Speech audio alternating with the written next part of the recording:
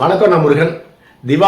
திவாலாகி போன திராவிட முன்னேற்ற கழக அரசு ஊழியர்களுடைய நீண்ட நாள் கோரிக்கையான பழைய ஓய்வூதிய திட்டத்தை கொண்டு வந்திருக்கிறது. அது ஒரு ஏமாற்று வேலை. அதே போலவே போற போக்க பார்த்தா விஜய் அவர்களை ஒரு முதலமைச்சராக தேர்ந்தெடுக்காமல் திராவிட முன்னேற்ற கழகத்தினுடைய ஆட்சி முடியாது என்றுதான் தோடுகிறது. ஏன் அப்படிங்கிறத சுருக்கமா பார்க்கலாம். வீடியோக்கு சப்ஸ்கிரைப் பண்ணி சேனலுடைய வளர்ச்சிக்கு உதவுங்க. கூடவே பெல் பட்டன் ஆன் பண்ணி வைங்க. அப்பதான் சேனலில் போகிற வீடியோ உங்களுக்கு நோட்டிஃபிகேஷன் கிடைக்கும். சரி, இப்போ வீடியோக்கு போகலாம். காலாவதியான திராவிட முன்னேற்ற கழக அரசு ஊழியர்களுடைய 2026 திராவிட முன்னேற்ற கழகத்தினுடைய தேர்தல் வாக்குறுதி, நாங்கள் ஆட்சிக்கு வந்தா உங்களுக்கு பழைய ஓய்வூதிய திட்டம் வழங்கப்படும் அப்படின்னு சொல்லிட்டு இப்ப அதை நிறைவேற்றி இருக்கிறதா சொல்லிட்டு இருக்காங்க. இது எப்படி இருக்குன்னு கேட்டீங்கன்னா, ஜனவரி 6ஆம் தேதி முதல் அரசு ஊழியர்கள் காலவரையற்ற நிரந்தர போராட்டம் நடத்த போறதா அறிவிச்சிருக்காங்க. அதற்கு 2 நாட்களுக்கு முன்பாக அரசு ஊழியர்களுடைய கோரிக்கை நிறைவேற்றப்பட்டு விட்டது. அவர்களுடைய பழைய ஓய்வூதிய திட்டம் கொண்டு வரப்பட்டு விட்டதுன்னு சொல்லிட்டு முதலமைச்சர் மு.க.ஸ்டாலின் அவர்கள் அறிவித்திருக்கின்றார். இது முழுமையாக அரசு ஊழியர்களை ஏமாற்றும் ஒரு அறிவிப்பு என்றுதான் எடுத்துக்கொள்ள வேண்டும். ஏன் அப்படின்னு கேட்டீங்கன்னா, 4.25 வருஷமாக அவர்களுடைய கோரிக்கை நிறைவேற்றப்படவில்லை. ஆனா இப்பொழுது இன்னும் 60 நாட்கள் தான் திராவிட முன்னேற்ற கழகத்தினுடைய ஆட்சி இருக்கிறது. அதாவது சற்று ஏறக்குறைய 4 மாதம் ஆட்சி இருந்தாலும் 2 மாதம் தான் திராவிட முன்னேற்ற கழகத்தினுடைய அதிகாரம் செல்லுபடியாகும். இன்னும் 2 மாதம் ஆளுநருடைய அதிகாரம் கைக்கு ஆளுநருக்கு அதிகாரம் வந்துவிடும். அந்த வகையில பார்த்தா திராவிட முன்னேற்ற கழகத்தினுடைய ஆட்சி இன்னும் 60 நாள் தான் இருக்குது. அந்த 60 நாட்குள்ளார அரசு ஊழியர்களுடைய கோரிக்கை ஏற்றுக்கொள்ளப்பட்டதாக ஒரு ஏமாற்று வெற்று அறிவிப்பை முதலமைச்சர் மு.க.ஸ்டாலின் அவர்கள் அறிவித்திருக்கின்றார் என்றுதான் எடுத்துக்கொள்ள வேண்டும். ஏன் அப்படின்னு பார்த்தீங்கன்னா, காதலிக்கு கடைசி நாள் அன்னைக்கு தாலி கட்டினா என்ன நிலைமையோ அதே போலத்தான் இந்த அறிவிப்பு இருக்கிறது. அதாவது காதலிக்கு கடைசி நாள்னா சாகர் அன்னைக்கு காதலிக்கு தாலி கட்டினா எப்படி அந்த காதலியுடைய நிலை இருக்கும் அப்படிங்கிறத நினைச்சு பாருங்க. வாழ்நாள் முழுக்க அந்த காதலி விதவையாக தான் இருக்கணும். அதே போலவே ஒரு 60 நாள் தான் இன்னும் திராவிட முன்னேற்ற கழகத்தினுடைய ஆட்சி இருக்கிறது. இப்பொழுது இந்த அறிவிப்பை வெளியிட்டிருக்கின்றார் முதலமைச்சர் மு.க.ஸ்டாலின் அவர்கள். அரசு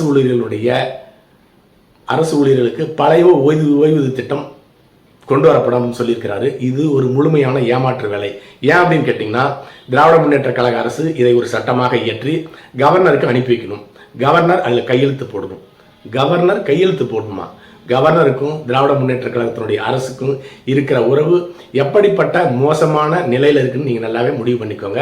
அப்படிப்பட்ட கவர்னர் இன்னும் 60 நாள்ல கையெழுத்து போட்டு ஜனாதிபதிக்கு அனுப்பி வச்சு, ஜனாதிபதி கையெழுத்து போட்ட பிறகு இது சட்டமாக கொண்டு வரப்படும். இதுல இருந்து நல்லா தெரியுது, இது ஒரு ஏமாற்று வேலை அப்படின்னு நன்றாக தெரிகிறது.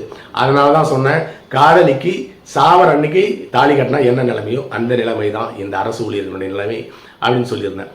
அடுத்ததாக முதலமைச்சர் மு.க.ஸ்டாலின் அவர்கள் மிக புத்திசாலித்தனமாக செயல்பட்டு விட்டதாக நினைத்துக் கொண்டிருக்கின்றார். ஏன்னு கேட்டீங்கன்னா, இந்த அறிவிப்பை இன்று வெளியிட்டு தோத்தா அடுத்து அமைகின்ற அரசு பதில் சொல்லிட்டு போட்டோம், நமக்கு என்ன அப்படின்னு தான் முதலமைச்சர் நினைத்திருக்கின்றார். அதனாலதான் இதை அறிவிச்சிருக்கின்றாரு. ஒருவேளை 2026 சட்டமன்ற தேர்தலில் அண்ணா திராவிட முன்னேற்ற கழகம் வென்று ஆட்சி அமைத்தால் கண்டிப்பாக இந்த திட்டத்தை நிறைவேற்றப் போவதில்லை. ஏன்னு கேட்டீங்கன்னா, இது சாத்தியப்படாத ஒரு திட்டம் என்று எல்லாருக்குமே தெரியும், திமுகவுக்கும் தெரியும். ஏன் திமுகவுக்கு தெரியும் அப்படிங்கிறத பின்னால பார்க்கலாம். சரி, அடுத்ததாக ஒருவேளை தமிழக வெற்றி கழகத்தினுடைய தலைவர் விஜய் அவர்கள் முதலமைச்சராக வந்தாலும் இந்த அரசு ஊழியர்களுடைய சட்டம் கனவு நிறைவேறப் போவதில்லை. எவனோ வரவன் மாட்டிட்டு முடிக்கணும் அப்படின்னு தான் திராவிட முன்னேற்ற கழகத்தினுடைய நிலைப்பாடாக இருக்கிறது. அடுத்ததாக ஒருவேளை எதிர்கட்சிகள் யாராவது ஆட்சி அமைத்தா அப்பொழுது திராவிட முன்னேற்ற கழகம் எதிர்கட்சியாக இருக்கும். அப்பொழுது அரசு ஊழியர்கள் போராட்டம் நடத்தினா எதிர்கட்சியாக திராவிட முன்னேற்ற கழகம் அரசு ஊழியர்களுக்கு போராட்டத்திற்கு முழு ஆதரவை கொடுக்கும். அப்படிப்பட்ட ஒரு அரசு தான் திமுக அரசு, திமுக கட்சி. அடுத்ததாக திராவிட முன்னேற்ற கழகமே ஒருவேளை 2026 சட்டமன்ற தேர்தலில் வெற்றி பெற்று ஆட்சி அமைத்தால் என்ன பண்ணுவாங்க? இந்த அரசு ஊழியர்களுடைய பழைய ஓய்வூதிய திட்டத்தை அப்படியே நிறுத்தி வச்சிருவாங்க, செயல்படுத்தாம. ஏன்னு கேட்டீங்கன்னா, நிதி இல்லை, மத்தியில் ஆளும் பாரதிய ஜனதா கட்சி நிதி கொடுக்கல. அதனால இந்த திட்டத்தை நிறுத்தி வைக்கிறோம். மத்தியில் ஆளும் அரசு நிதி கொடுத்த பின்னாடி உங்களுடைய இந்த கோரிக்கை நிறைவேற்றப்படும் சொல்லிட்டு திமுக ஆட்சி அமைத்தால் ஒரு பொய்யான தகவலை தான் மக்களுக்கு, அரசு ஊழியர்களுக்கு சொல்ல போறாங்க. சரி, அரசு ஊழியர்களை நம்ப வைத்து கழுத்தை அறுத்தது தான் திராவிட முன்னேற்ற கழக அரசு கட்சி. ஏன் அப்படின்னு பார்த்தீங்கன்னா 2026 சட்டமன்ற தேர்தலுக்கான தேர்தல் வாக்குறுதிகளை நிறைவேற்றுவதில், அதாவது என்னென்ன தேர்தல் வாக்குறுதி அப்படிங்கிற வாக்குறுதி கூட்டத்தில் அமைப்பில் முக்கிய தலைவராக இருந்தவர் தான் பிடிஆர் பழனிவேல் தியாகராஜன் அவர்கள். அவர் அந்த தேர்தல் வாக்குறுதியை நிறைவேற்றியவர் தான் பிடிஆர் தியாகராஜன் அவர்கள். ஆட்சிக்கு வந்து நிதியமைச்சர் ஆன பின்னர் 3 மாசத்துல இது சாத்தியப்படாத ஒரு திட்டம் என்று அறிவித்திருந்தார். அதன் பிறகு அரசு ஊழியர்கள் போராட்டத்தை அறிவிச்சாங்க. அப்பொழுது தடுத்து நிறுத்தியது திராவிட முன்னேற்ற கழக அரசு. 2026-24 பாராளுமன்ற தேர்தலுக்கு முன்பாக அரசு ஊழியர்கள் எல்லாம் போராட்டம் அறிவிச்சிருந்தாங்க. அப்பொழுது திமுக அரசு பாராளுமன்ற தேர்தல் முடியட்டும், உங்களுடைய கோரிக்கையை நிறைவேற்றணும்னு சொல்லிட்டு காலத்தை தள்ளி போட்டாங்க. அடுத்ததாக பாராளுமன்ற தேர்தல் முடிஞ்சு தற்பொழுது 5 வருஷம் முடிய போகிறது. இப்பொழுது 60 நாள் இருக்கிறப்ப அவர்களுடைய கோரிக்கை நிறைவேற்றப்பட்டிருக்கிறது. இதுவும் ஏமாற்று வேலை. ஒருவேளை திராவிட முன்னேற்ற கழகம் 2026 ஜெயிச்சு ஆட்சிக்கு வந்தாலும் அதே பிடிஆர் பழனிவேல் தியாகராஜன் அவர்கள் இது சாத்தியப்படாத திட்டம் அப்படின்னு சொல்லிட்டு 2026 தேர்தலுக்கு பிறகு ஆட்சி அமைத்த பிறகு அறிவிக்க போகிறார் அப்படிங்கிறது தான் உண்மை. இப்படிப்பட்ட நிலையில அரசு ஊழியர்கள் யாருக்கு 2026 சட்டமன்ற தேர்தலில் ஓட்டு போடுவாங்க அப்படிங்கிற ஒரு மனநிலையை பார்க்கலாம். கண்டிப்பாக திராவிட முன்னேற்ற கழகத்திற்கு ஒட்டுமொத்த அரசு ஊழியர்களும் ஓட்டு போட மாட்டாங்க. பாதி பேர் அதிருப்தியில் இருக்காங்க. அதனால பாதி பேர் திமுகவுக்கு ஓட்டு போட மாட்டாங்க. அப்படி என்றால் யாருக்கு ஓட்டு போடுவாங்க? அண்ணா திராவிட முன்னேற்ற கழகத்துக்கு ஓட்டு போடுவாங்கன்னு கேட்டிங்கன்னா அதிமுகவுக்கு என்னைக்குமே அரசு ஊழியர்கள் ஓட்டு போட்டதா சரித்திரமே கிடையாது. அதனால் அண்ணா திராவிட முன்னேற்ற கழகத்திற்கும் அரசு ஊழியர்களுடைய அதிருப்தி ஓட்டு கிடையாது. அப்படி என்றால் தமிழக வெற்றி கழகத்திற்கு, அதாவது நடிகர் விஜய்க்கு தான் அதிருப்தி அரசு ஊழியர்கள், அதாவது 50% அரசு ஊழியர்கள் தமிழக வெற்றி கழகத்துக்கு தான் ஓட்டு போட போகிறாங்க அப்படிங்கிறது தான் முழுவதுமான உண்மை. ஸ்டாலின் அரசு பிரச்சனைகளை எதிர்கொள்ள தெரியாமல் தடுமாறுகிறது அப்படின்னு தான் எடுத்துக்கொள்ள வேண்டும். பிரச்சனைகளை எதிர்கொள்ள தெரியாமல் பிரச்சனையை மூடி மறைக்கிறதுல முழு கவனம் செலுத்திக் கொண்டிருக்கிறார்கள். அதற்கு உதாரணம் தான் தற்பொழுது சென்னையிலேருந்து திருத்தணி போகிற ட்ரெயினில் வடமாநில இளைஞர் கொடூரமாக வெட்டப்பட்டார். ட்ரெயின்லேருந்து வெட்டி வெளியிலிருந்து வெட்டி இன்ஸ்டாகிராமில் ரீல் போட்டாங்க. ஒரு 80க்கு மேற்பட்ட இடத்துல வெட்டப்பட்டிருந்தது. அந்த சம்பவத்தை மூடி மறைக்கிறதுக்கு எல்லா வேலையும் திராவிட முன்னேற்ற கழக அரசு செய்தது.